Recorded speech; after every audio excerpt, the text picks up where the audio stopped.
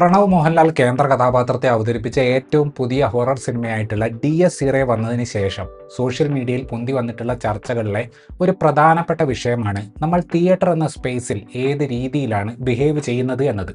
ഈ ചർച്ച നടക്കുന്നത് ഈ ഒരു സിനിമയുടെ പശ്ചാത്തലത്തിലായതുകൊണ്ട് പലരും അതിനെ കമൻ്റടി എന്ന ഒരൊറ്റ ആസ്പെക്റ്റിൽ മാത്രം ഒതുക്കി കണ്ടുകൊണ്ട് സംസാരിക്കുന്നത് പോലെ തോന്നി. മൾട്ടിപ്ലക്സ് തിയേറ്റർ സംസ്കാരവും സ്മാർട്ട് ഫോണുകളും റീലുകളും ഇൻസ്റ്റാഗ്രാം സ്റ്റോറി അപ്ഡേറ്റുകളും ഒക്കെയുള്ള ഇന്നത്തെ കാലത്ത് സത്യം പറഞ്ഞാൽ തിയേറ്റർ എറ്റിക്കേറ്റ് എന്നതിനെക്കുറിച്ച് ഒരു അവബോധം ഉണ്ടാക്കി കൊടുക്കേണ്ടത് വളരെ അധികം അത്യാവശ്യമാണെന്ന് തോന്നുന്നുണ്ട്. കാരണം പലരും തിയേറ്ററിനെ ഒരു പബ്ലിക് സ്പേസ് ആയിട്ടല്ല മനസ്സിലാക്കിയിട്ടുള്ളത്. ഞാനും എൻ്റെ 4 സുഹൃത്തുക്കളും ടിക്കറ്റ് എടുത്ത് അകത്ത് കയറി കഴിഞ്ഞാൽ ഞങ്ങളുടെ ചുറ്റിലും ഇരിക്കുന്ന 100-200 ആളുകളുടെ പൈസയ്ക്ക് വിലയൊന്നുമില്ല എന്ന് വിചാരിക്കുന്ന ഒരു വലിയ വിഭാഗം പ്രേക്ഷകർ നിർഭാഗ്യവശാൽ ഇന്ന് സൊസൈറ്റിയിലുണ്ട്. DS ഇറേ കാണുമ്പോൾ കമൻ്റടി ഉണ്ടായത് കാരണം ആസ്വദിക്കാൻ പറ്റിയില്ല എന്ന് പറയുന്നവർ പോലും മറ്റു പല രീതികളിലും ബാക്കിയുള്ള ഓഡിയൻസിന് വേറെ സാഹചര്യങ്ങളിൽ ബുദ്ധിമുട്ട് സൃഷ്ടിക്കുന്നവരാണ്. ഈ സിനിമയെല്ലാം ഉണ്ടാക്കി കഴിഞ്ഞതിന് ശേഷം അണിയറ പ്രവർത്തകർ ഫൈനൽ ഔട്ട്പുട്ട് നോക്കുന്നതിന് വേണ്ടി ക്യൂബ് ചെക്ക് എന്ന് പറയുന്ന ഒരു പരിപാടിക്ക് ക്യൂബിൻ്റെ തിയേറ്ററുകളിലിരുന്ന് സിനിമ കാണുന്ന ഒരു സംഗതിയുണ്ട്. ആ തിയേറ്ററിൽ ഒരു പ്രത്യേകത എന്താണെന്ന് വെച്ചാൽ അതിനകത്തേക്ക് നിങ്ങൾ പോകുന്നുണ്ടെങ്കിൽ നിങ്ങളുടെ മൊബൈൽ ഫോൺ അവർ തരുന്ന ഫെസിലിറ്റിയിൽ വെച്ചിട്ട് വേണം സിനിമ കാണാൻ. അതായത് സിനിമ കണ്ടുകൊണ്ടിരിക്കുമ്പോൾ നിങ്ങളെ ഡിസ്ട്രാക്ട് ചെയ്യാൻ ഫോൺ എന്ന സാധനം ഉണ്ടാകില്ല. ഒരു സിനിമ കാണാനുള്ള ഇന്നത്തെ കാലത്തെ ഏറ്റവും ഐഡിയൽ ആയിട്ടുള്ള സിനാരിയോ ആണത്. ഒരു സംവിധായകനും അദ്ദേഹത്തിൻ്റെ ടീമും ഒരുക്കിയിട്ടുള്ള സിനിമ പൂർണ്ണ ശ്രദ്ധയോടെ കാണുക എന്നതാണത്. എന്നാൽ ഇന്നത്തെ കാലത്ത് എല്ലാവരും ഫോൺ പൂർണ്ണമായും തിയേറ്ററിന് പുറമെ ഉപേക്ഷിച്ച് സിനിമ കാണുക എന്ന് ആവശ്യപ്പെടുന്നത് സ്വാഭാവികമായിട്ടും പ്രാക്ടിക്കൽ അല്ലാത്തൊരു കാര്യമാണ്. പക്ഷേ ഫോണിൽ നിന്ന് പരമാവധി അകലം പാലിക്കാൻ വേണ്ട കാര്യങ്ങൾ നമുക്ക് എല്ലാവർക്കും വളരെ എളുപ്പം പ്രാക്ടീസ് ചെയ്യാവുന്ന ഒന്നാണ്. ഏറ്റവും ബേസിക് ആയിട്ടുള്ള കാര്യം എനിക്ക് തോന്നിയിട്ടുള്ളത് ഫോൺ സൈലന്റ് മോഡിൽ വെക്കുക എന്നുള്ള മിനിമം മര്യാദയാണ്. ഇന്നത്തെ ഫോണുകളിൽ വളരെ എളുപ്പം ഒരൊറ്റ ഓപ്ഷൻ ഞെക്കിയാൽ ഫോണുകൾ സൈലന്റ് ആകുന്ന ഒരു സാഹചര്യമുണ്ട്. എന്നാലും കുറേ പേർക്ക് അതിനെ ഒരു മിനിമം മര്യാദയായിട്ട് കാണാനുള്ള സൗകര്യമില്ല. അവരുടെ ഐഫോണിൻ്റെയോ ആൻഡ്രോയിഡിൻ്റെയോ ശബ്ദം അവർക്ക് തിയേറ്റർ മുഴുവൻ കേൾപ്പിക്കണം. പലപ്പോഴും അത് ആളുകൾക്ക് അരോചകമാകുന്നുണ്ട് എന്നറിഞ്ഞാലും സൈലന്റ് ആക്കുക എന്നത് ഒരു വലിയ വിഭാഗം ചെയ്യാറില്ല. ഓപ്പൺഹൈമർ എന്ന സിനിമയുടെ ഏറ്റവും ആദ്യത്തെ ഷോ കോഴിക്കോട് ക്രൗൺ തിയേറ്ററിൽ ഇരുന്നിട്ട് കാണുന്ന സമയത്ത് അതിലെ ഏറ്റവും പ്രധാനപ്പെട്ട ആറ്റം ബോംബ് പൊട്ടുന്ന സീന് വരുമ്പോൾ കൂട്ടത്തിലുണ്ടായിരുന്ന ഒരു മഹാന്റെ ഫോൺ സൈലന്റ് ആകാഞ്ഞത് കാരണം സൈലൻസിനെ ഗംഭീരമായിട്ട് ഉപയോഗിച്ച് ആ സീനിനെ ഉദ്ദേശിച്ച രീതിയിൽ പൂർണ്ണമായിട്ട് ആസ്വദിക്കാൻ അന്ന് അവിടെ ഉണ്ടായിരുന്ന ഞാൻ അടക്കമുള്ള പല ആളുകൾക്കും സാധിച്ചിരുന്നില്ല. ആ ഫോൺ അടിച്ചവൻ്റെയും അവൻ്റെ 10 പഴയ തലമുറയെയും അന്ന് ആ തിയേറ്ററിൽ ഉണ്ടായിരുന്നവർ രൂക്ഷമായിട്ട് സ്മരിച്ചിട്ടുണ്ടാകും. പക്ഷെ ഞാൻ തുടക്കത്തിൽ പറഞ്ഞതുപോലെ എനിക്ക് എൻ്റെ കാര്യം മാത്രം നോക്കിയാൽ മതി, സൈലന്റ് ആക്കിയാൽ ഫോൺ വരുന്നത് ഞാൻ അറിയില്ല, അപ്പോൾ ചുറ്റും ഇരിക്കുന്നവർക്ക് എന്ത് ബുദ്ധിമുട്ടുണ്ടായാലും കുഴപ്പമില്ല, ഞാൻ എൻ്റെ ഫോൺ ഇങ്ങനെ തന്നെ വെക്കൂ എന്നൊരു നിർബന്ധമാണ് പലർക്കും. വേറെ ചില പുറമേ നിന്ന് സൽസ്വഭാവികളായിട്ടുള്ള ആളുകളുണ്ട്. അവരുടെ ഫോൺ അടിച്ചു തുടങ്ങുമ്പോൾ തന്നെ അവർ സൈലന്റ് ആക്കാൻ മറന്നുപോയതാണ് എന്ന ഭാവത്തിൽ കോൾ അറ്റൻഡ് ചെയ്യുകയോ ആ സമയത്ത് സൈലന്റ് ആക്കുകയോ ഒക്കെ ചെയ്യും. പക്ഷേ രണ്ടാമതും കോൾ വന്നാൽ വീണ്ടും റിംഗ് ടോൺ അടിക്കും. 3ാമതും 4ാമതും ഒക്കെ കോൾ വന്നുകൊണ്ടേയിരിക്കും. ഈ കൂട്ടർ ഫോൺ എന്നാലും സൈലന്റ് ആക്കില്ല. ഇനി വേറൊരു വിഭാഗമുണ്ട്, അതാണ് ഒരു ഭൂരിപക്ഷം. കോൾ വരും, അവരെടുക്കും, എന്നിട്ട് താൻ തിയേറ്ററിലാണുള്ളത് എന്ന വിവരം അപ്പുറത്ത് അറിയിക്കാതെ സംസാരിച്ചുകൊണ്ടേയിരിക്കും. ആടാ പറ, എന്തൊക്കെയാ, തിരക്കൊന്നുമില്ല, നീ പറഞ്ഞോ, ഈ മട്ടിലാകും സംസാരം. മിക്ക സാഹചര്യങ്ങളിലും ശബ്ദം താഴ്ത്തി സംസാരിക്കാനുള്ള മര്യാദ പോലും ഇത്തരക്കാർ കാണിക്കാറില്ല. അയാളുടെ വീട്ടിലും സുഹൃത്തുക്കളുടെ ഇടയിലും നടക്കുന്ന പ്രശ്നങ്ങളും കാര്യങ്ങളും അയാൾ ഇന്ന് വൈകുന്നേരം എന്താണ് ചെയ്യാൻ പോകുന്നത് എന്നതൊക്കെ ഫോൺ വിളിച്ചവന് ക്ലിയർ ആയിട്ടില്ലെങ്കിലും തിയേറ്ററിലുള്ള എല്ലാവർക്കും വ്യക്തമായിട്ടുണ്ടാവും. നിങ്ങൾ സിനിമാ തിയേറ്ററിൽ കയറുമ്പോൾ ഫോൺ സൈലന്റ് ആക്കി വെക്കുക. കോളുകൾ വരികയാണെങ്കിൽ നിർവാഹം ഉണ്ടെങ്കിൽ അത് എടുക്കാതിരിക്കുക. അല്ലെങ്കിൽ ഫോൺ എടുത്ത് ചെറിയ ശബ്ദത്തിൽ തിയേറ്ററിലാണ്, തിരികെ വിളിക്കാമെന്ന് പറയുക. ഇനി അഥവാ കോൾ എടുക്കുക തന്നെ വേണമെന്നാണെങ്കിൽ തിയേറ്ററിന് പുറത്തേക്ക് പോയിട്ട് ആ കോൾ അറ്റൻഡ് ചെയ്യുക. എന്തായാലും കോളിൽ സംസാരിച്ചുകൊണ്ടിരിക്കുമ്പോൾ നിങ്ങൾക്ക് സിനിമ ഫോളോ ചെയ്യാൻ പറ്റില്ല. എന്നാൽ അത് നിങ്ങൾ ഒരാൾ അനുഭവിച്ചാൽ പോരെ, തൊട്ടടുത്തിരിക്കുന്ന 2 പേരെ കൂടെ സിനിമയിൽ നിന്ന് ഡിസ്ട്രാക്ട് ചെയ്യേണ്ടതില്ലല്ലോ. പിന്നെ രണ്ടാമത്തെ കാര്യമാണ് മൊബൈൽ സ്ക്രീൻ ബ്രൈറ്റ്നസ്. പലർക്കും ഇടയ്ക്കിടയ്ക്ക് മൊബൈൽ എടുത്ത് നോക്കേണ്ട ഒരു അവസ്ഥ ഇന്നത്തെ അറ്റൻഷൻ സ്പാൻ കുറഞ്ഞ സാഹചര്യത്തിലുണ്ട്. അങ്ങനെയുള്ളവർ ഏറ്റവും ചുരുങ്ങിയത് നിങ്ങളുടെ ഫോണിൻ്റെ സ്ക്രീൻ ബ്രൈറ്റ്നസ് ഒന്ന് കുറയ്ക്കേണ്ടതാണ്. ഇന്ന് ഒട്ടുമിക്ക ഫോണുകളിലും നോട്ടിഫിക്കേഷൻ ബാർ താഴ്ത്തിയാൽ ഒറ്റ ക്ലിക്കിൽ ഡാർക്ക് മോഡ് ഓണായി കിട്ടും. അതെന്താണെന്ന് അറിയാത്തവരുണ്ടെങ്കിൽ നമ്മുടെ സ്ക്രീനിൽ വൈറ്റ് ആയിട്ട് വരുന്നതൊക്കെ ബ്ലാക്കും, ബ്ലാക്കിൽ വരുന്നതൊക്കെ വൈറ്റും ആയിട്ട് മാറും. അതാകുമ്പോൾ നിങ്ങളുടെ ഫോൺ നിങ്ങൾ തുറക്കുമ്പോഴേക്കും ബാക്കിയുള്ളവൻ്റെ മുഖത്തേക്ക് ടോർച്ചടിക്കുന്നത് പോലെയുള്ള ആ വെളിച്ചം കുറച്ചൊന്ന് കുറയും. ഫോൺ പരമാവധി തുറന്നു നോക്കാതിരിക്കുക. ഇനി അത് ചെയ്തേ പറ്റുമെങ്കിൽ ഏറ്റവും ചുരുങ്ങിയത് ഇതുപോലത്തെ കാര്യങ്ങളെങ്കിലും ചെയ്യുക. ഒരു 10 വർഷം മുന്നേ ഞാൻ തിയേറ്ററിൽ പോയിക്കൊണ്ടിരിക്കുന്ന സമയത്ത് ഈ ഫുൾ ശബ്ദത്തിൽ സ്വന്തം ഫോണിൽ വീഡിയോകൾ കാണുന്ന സ്വഭാവം ആദ്യമൊക്കെ കണ്ടിരുന്നത് കുറേ പ്രായമായ ആളുകളിലായിരുന്നു. അതായത് ഒരു 50 വയസ്സിനൊക്കെ മുകളിലേക്കുള്ള സ്മാർട്ട് ഫോണൊക്കെ ഉപയോഗിച്ച് തുടങ്ങിയ ആളുകൾ. പണ്ട് അവരെ പറഞ്ഞ് മനസ്സിലാക്കുന്നതിന് ചില പരിമിതികളുണ്ടായിരുന്നു. കാരണം ഞാൻ പറഞ്ഞതുപോലെ അന്നത്തെ പല വ്യക്തികൾക്കും സ്മാർട്ട് ഫോൺ ഉപയോഗിക്കുന്നത് പരിചയമായിട്ട് വരുന്നേ ഉണ്ടായിരുന്നുള്ളൂ. എന്നാൽ ഇന്ന് റീൽസും ഷോർട്സും കാണുക എന്ന് പറയുന്നത് നമ്മളെല്ലാവരും ചെയ്യുന്നൊരു കാര്യമാണ്. നേരത്തെ പറഞ്ഞതുപോലെ അറ്റൻഷൻ സ്പാൻ കുറഞ്ഞതോടെ ആളുകൾ ഇപ്പോൾ തിയേറ്ററിനകത്തിരുന്ന് റീൽ കാണാൻ തുടങ്ങിയിട്ടുണ്ട്. ഇതിലെ വിചിത്രമായ കാര്യം എന്താണെന്ന് വെച്ചാൽ പലപ്പോഴും ആളുകൾ സിനിമ കൊള്ളാത്തത് കൊണ്ടാണ് അവർ അങ്ങനെ ചെയ്യുന്നത് എന്നാണ് ന്യായം പറയുക. ഈ സിനിമ ഇഷ്ടപ്പെടുക ഇഷ്ടപ്പെടാതിരിക്കുക എന്ന് പറയുന്നത് ആപേക്ഷികമായിട്ടുള്ളൊരു കാര്യമാണ്. അപ്പോൾ നിങ്ങൾക്ക് ഇഷ്ടപ്പെട്ടില്ല എന്ന് കരുതി ബാക്കിയുള്ളവരുടെ എക്സ്പീരിയൻസ് കൂടെ ഇല്ലാതാക്കുന്നത് സംസ്കാരം കുറഞ്ഞ സ്വഭാവത്തിൻ്റെ ലക്ഷണം തന്നെയാണ്. ബേസിക് ആയിട്ടുള്ള കാര്യം, സിനിമ പോലെ ഒരു കാര്യം നടക്കുമ്പോൾ അതിൽ നിന്ന് മാറി ഫോണിൽ ഏതെങ്കിലും തരത്തിലുള്ള വീഡിയോ കാണാതിരിക്കുക എന്നുള്ളതാണ്. ഇനി അതല്ല, ഇങ്ങനെയൊക്കെ ചെയ്തേ പറ്റൂ എന്നാണെങ്കിൽ ഫോണൊന്ന് താഴ്ത്തിപ്പിടിച്ച് ഹെഡ്ഫോൺ പോലെ എന്തെങ്കിലും ഒരു സാധനം ഉപയോഗിച്ചിട്ട് ബാക്കിയുള്ളവർക്ക് ബുദ്ധിമുട്ടില്ലാത്ത രീതിയിൽ അത് ചെയ്യുക. ഞാൻ 200 രൂപ കൊടുത്തതാണ്, ഞാൻ എനിക്ക് തോന്നിയതുപോലെ ചെയ്യും എന്നാണ് നിങ്ങളുടെ ന്യായമെങ്കിൽ നല്ല ഒന്നാന്തരം പൊതുശല്യമാണ് നിങ്ങൾ എന്ന് തിരിച്ചറിയുക. ഈ റീല് കാണൽ പോലെ തന്നെയുള്ളൊരു പരിപാടിയാണ് തിയേറ്ററിനകത്തിരുന്ന് ഗെയിം കളിക്കുന്ന മഹാന്മാർ. ഒന്നെങ്കിൽ എഴുന്നേറ്റ് പോയി പുറത്ത് നിന്ന് ഗെയിം കളിച്ചിട്ട് വരിക. എന്തായാലും ഗെയിം കളിക്കുമ്പോൾ നിങ്ങൾക്ക് സിനിമ ഫോളോ ചെയ്യാൻ പറ്റില്ല.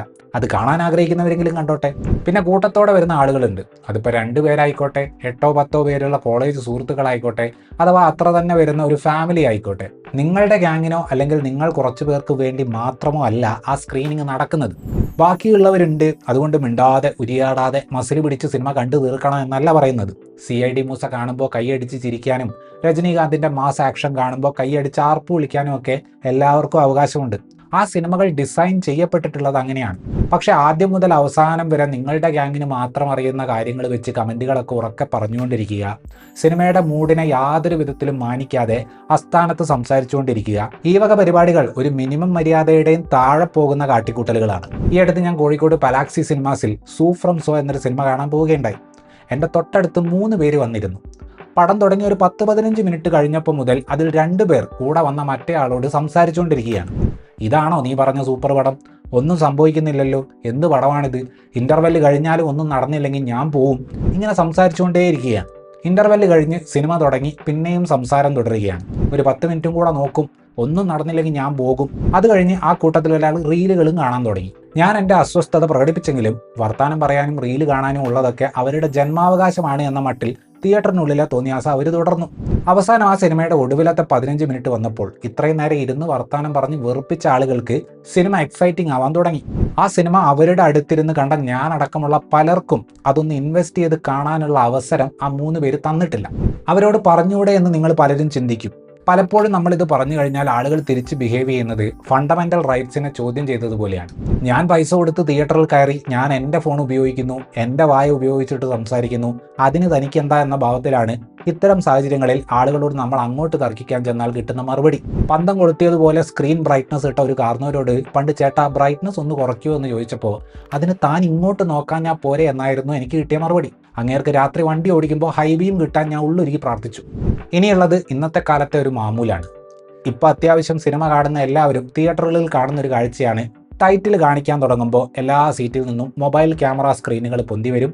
എല്ലാവരും ഒരു ഫോട്ടോ എടുക്കും, ഇൻസ്റ്റാഗ്രാമിലും വാട്സാപ്പിലും ഇട്ടിട്ട് എല്ലാവരെയും ഞാൻ ഇങ്ങനെ ഒരു സിനിമ കാണാൻ പോയി എന്ന വിവരം അറിയിക്കും. ഇതിപ്പോൾ ഒരു നാട്ടു നടപ്പായ സ്ഥിതിക്ക് അതിനെതിരെ സംസാരിച്ചിട്ട് വലിയ കാര്യമൊന്നുമില്ല. പക്ഷെ അതിനെ ചുറ്റിപ്പറ്റിയുള്ള ചില ശല്യങ്ങളുണ്ട്. പലരും ഈ ഫോട്ടോ എടുത്തു കഴിഞ്ഞാൽ പിന്നെയുള്ള 5 മിനിറ്റ് ഇൻസ്റ്റാഗ്രാമിൽ ഈ ഫോട്ടോ ഏത് അലൈൻമെൻറ്റിൽ വെക്കണം, ആരെയൊക്കെ ടാഗ് ചെയ്യണം, ഏത് മ്യൂസിക് ഇടണം, മ്യൂസിക്കിൽ തന്നെ ഏത് ഭാഗം കേൾപ്പിക്കണം, ഇങ്ങനെ ഓരോന്നിനും വേണ്ടിയിട്ടാണ് ചിലവാക്കുന്നത്. അത് അവരെ മാത്രം ബാധിക്കുകയാണെങ്കിൽ കുഴപ്പമില്ല. ഇത് സൈഡിൽ ഇരിക്കുന്നവർക്ക് ബുദ്ധിമുട്ടാകുന്ന രീതിയിലാണ് പലരും ചെയ്യുക. പിന്നെ ഈ സ്റ്റാറ്റസ് ഇട്ടാൽ മാത്രം പോരാ, ഇടയ്ക്കിടയ്ക്ക് സിനിമ കാണുന്നതിൻ്റെ ഇടയ്ക്ക് പോയിട്ട് നോക്കണം ആരൊക്കെ കണ്ടു, ആരൊക്കെ ലൈക്ക് അടിച്ചു എന്ന്.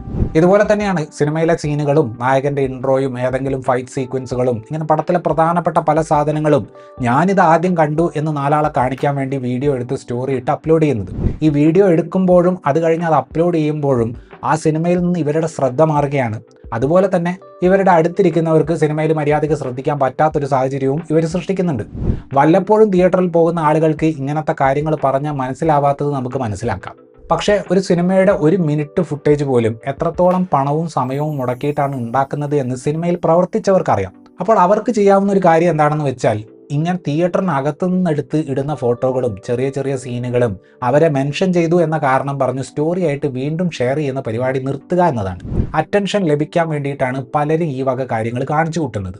തെറ്റായ കാര്യങ്ങൾ ചെയ്യുമ്പോൾ അറ്റൻഷൻ കിട്ടില്ല എന്ന് മനസ്സിലായി കഴിഞ്ഞാൽ സ്വാഭാവികമായിട്ടും സിനിമ മൊത്തം ഫോണിലെടുത്ത് ഇൻസ്റ്റാഗ്രാം സ്റ്റോറിയിൽ ഇട്ടുകൊടുക്കുന്ന പരിപാടി അവർ നിർത്തും. വിരോധാഭാസം എന്താണെന്ന് പറഞ്ഞാൽ സീനുകളോ ടൈറ്റിലോ ഫോട്ടോ എടുത്ത് അപ്ലോഡ് ചെയ്ത് അതിനെ ഒരു പ്രൊമോഷൻ ഫോമാണെന്ന് വിശ്വസിക്കുന്ന ആളുകൾ സിനിമയുടെ ഉള്ളിൽ തന്നെയുണ്ട്. ഇനി വരുന്നത് സ്വല്പം കോംപ്ലിക്കേറ്റഡ് ആയിട്ടുള്ള വിഭാഗമാണ്. ചെറിയ കുട്ടികളുടെ മാതാപിതാക്കൾ. ബാക്കിയുള്ളവരുടെ കാര്യം ഞങ്ങൾക്ക് നോക്കേണ്ട കാര്യമില്ല എന്ന ആറ്റിറ്റ്യൂഡ് ഏറ്റവും കൂടുതലുള്ള വിഭാഗം ഇവരാണ്. എന്തെങ്കിലും ചോദിച്ചാൽ ഉടനെ പറയും, അതെന്താ ഞങ്ങൾക്ക് സിനിമ കണ്ടൂടെ, കുട്ടികൾ ഉണ്ടായിപ്പോയി എന്ന് വിചാരിച്ചിട്ട് ഞങ്ങൾ സിനിമയെല്ലാം ഉപേക്ഷിക്കണമെന്നാണോ നിങ്ങൾ പറയുന്നത് എന്നൊക്കെ. ബേബി സിറ്റിംഗ് എന്നൊരു പരിപാടിയുണ്ട്. അതൊന്ന് നോർമലൈസ് ചെയ്ത് സ്വന്തം കുഞ്ഞുങ്ങളെ നിങ്ങളുടെ അച്ഛനമ്മമാരുടെ അടുത്തോ ഉറ്റ സുഹൃത്തുക്കളുടെ അടുത്തോ മറ്റോ ഏൽപ്പിച്ചിട്ട് ഒരു കപ്പിളായിട്ട് വന്ന് സമാധാനത്തോടെ സിനിമ കാണാം. നിങ്ങൾക്കും ആസ്വദിക്കാം, നിങ്ങളുടെ ചുറ്റുമുള്ളവർക്കും ആസ്വദിക്കാം. ഇനി അങ്ങനെ നിങ്ങൾക്ക് ആരും ഇല്ല എന്ന് പറയുകയാണെങ്കിൽ ദയവ് ചെയ്ത് സിനിമ കാണാതിരിക്കുക. എന്തായാലും കുറെ കൊല്ലം കഴിഞ്ഞാൽ ചെയ്ത ത്യാഗങ്ങൾ പറഞ്ഞ് ഈ കുട്ടിയെ നിങ്ങൾ ഇമോഷണലായിട്ട് ബ്ലാക്ക്മെയിൽ ചെയ്യും. ആ ലിസ്റ്റിലേക്ക് ഒരു 5-6 സിനിമ കൂടെ ആയിക്കോട്ടെ. ചെറിയ കുട്ടികളെ തിയേറ്ററിൽ കൊണ്ടുവരിക, അവരുടെ കരച്ചിൽ മാറ്റാൻ വേണ്ടി അവർക്ക് മൊബൈലിൽ എന്തെങ്കിലും ഇട്ട് കൊടുക്കുക, ബാക്കിയുള്ളവരുടെ സിനിമ കാണൽ അങ്ങനെ നശിപ്പിക്കുക, കുട്ടികളെ പാർക്ക് പോലെ തിയേറ്ററിനുള്ളിൽ തുറന്നു വിടുക, എന്നിട്ട് ബാക്കിയുള്ളവർ ഈ കുട്ടികൾ സ്റ്റെപ്പിൽ തടഞ്ഞ് വീഴുന്നുണ്ടോ എന്ന് നോക്കേണ്ടി വരിക. ഇൻസെൻസിറ്റീവ് ആയിട്ടുള്ള ഈ ഒരു സ്വഭാവത്തെ ചോദ്യം ചെയ്താൽ ഞങ്ങൾക്കും സിനിമ കാണണ്ടേ എന്ന കൗണ്ടർ ക്വസ്റ്റ്യൻ വെച്ചിട്ട് സിമ്പതി വോട്ട് വാങ്ങാനാണ് ഈ കൂട്ടർ ശ്രമിക്കുക. ഒരു കുട്ടി വേണോ എന്ന് ഫാമിലി പ്ലാനിങ് നടത്തുന്ന സമയത്ത് ചിന്തിക്കുന്ന പല പല ഫാക്ടറുകളിൽ ഒന്നായിട്ട് കുറച്ചു കാലത്തേക്ക് നമുക്ക് ചിലപ്പോൾ സിനിമയൊന്നും കാണാൻ പറ്റില്ല എന്നതുകൂടി കണക്കിലെടുക്കണം. അടുത്തത് ഭക്ഷണപ്രിയരാണ്. ഈ കാര്യത്തിൽ കാണാൻ വരുന്നവനെ മാത്രം പറഞ്ഞിട്ട് കാര്യമില്ല. സിനിമ തിയേറ്റർ എന്ന വ്യാജേന റെസ്റ്റോറൻറ്റ് നടത്തുന്ന ഇന്നത്തെ പല പ്രമുഖ തിയേറ്റർ ശൃംഖലകളുമാണ് ഇതിൽ പകുതി പ്രശ്നക്കാർ. ഞാനൊക്കെ വളർന്നു വരുന്ന സാഹചര്യത്തിൽ തിയേറ്ററിൽ പോകുന്നത് സിനിമ ആസ്വദിക്കാനും 2-2.5 മണിക്കൂർ AC ഇരിക്കുമ്പോൾ ഉണ്ടാകുന്ന വിശപ്പും ദാഹവും മാറ്റാൻ കാപ്പിയോ ജ്യൂസോ ഒരു പപ്സോ ഒരു ചെറിയ പോപ്കോൺ പാക്കറ്റോ വാങ്ങുക എന്നതായിരുന്നു അന്നത്തെ ശീലം. കപ്പലണ്ടി പോപ്കോൺ ആകുന്നതും പോപ്കോൺ നാച്ചോസ് ആകുന്നതും കാപ്പി കപ്പുച്ചീനോ ആകുന്നതും ഒക്കെ കാലം മാറുന്നതിനനുസരിച്ചിട്ടുള്ള മാറ്റമാണ് എന്ന് മനസ്സിലാക്കാം. പക്ഷെ സിനിമ കാണുന്നതിൻ്റെ ഇടയിൽ ഒരല്പം സ്നാക്സ് കഴിക്കുക എന്നത് മാറിയിട്ട് ഒരു ഫുൾ കോഴ്സ് മീൽ കഴിക്കുന്നതിൻ്റെ നടുവിൽ തൊട്ടുകൂട്ടാൻ ലേശം സിനിമ കാണുക എന്ന ലെവലിലാണ് ഇപ്പോൾ തിയേറ്റർ സംസ്കാരം പോകുന്നത്. ഇപ്പോൾ തിയേറ്ററിനകത്തേക്ക് കയറുമ്പോൾ തന്നെ മിനിമം 2 ഐറ്റം വാങ്ങണം.